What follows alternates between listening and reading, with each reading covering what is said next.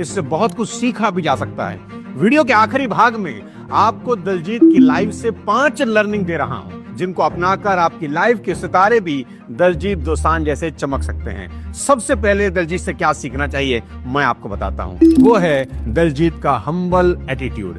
हर interview में वो खुद को एक बहुत मामूली सिंगर और एक्टर मानते हैं, जबकि चकाचौंध की इस दुनिया में नेम फेम का नशा साथियों इतना तेज होता है कि अपनी पॉपुलैरिटी की पीक पर हनी सिंह को ये लगने लगा कि वही भगवान है।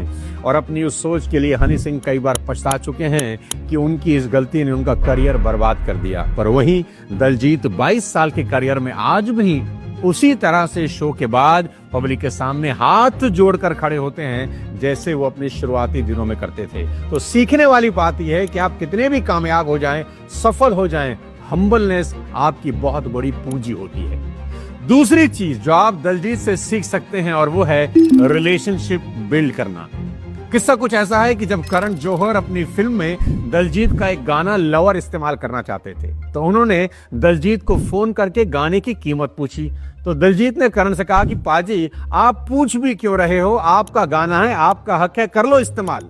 और उस गाने के लिए दिलजीत ने 1 रुपया भी नहीं लिया, जबकि गाने की कीमत करोड़ों में थी। इसका मतलब दिलजीत सिर्फ पैसा ही नहीं बना रहे, वो संबंध बनाना भी जानते हैं। यानी सफलता के रास्ते में पैसे के साथ साथ संबंध का बहुत बड़ा रोल है। तीसरी चीज जो आप दिलजीत से सीख सकते हैं और वो ये कि कभी अपनी गलतियों और अपनी कमियों को एक्सेप्ट करने से नहीं डरना। जब उनके गाने 15 साल के लिए लोग उनसे नाराज थे, तो उन्होंने हर जगह जाकर माफी मांगी और माफी मांगने में कोई शर्म महसूस नहीं करी।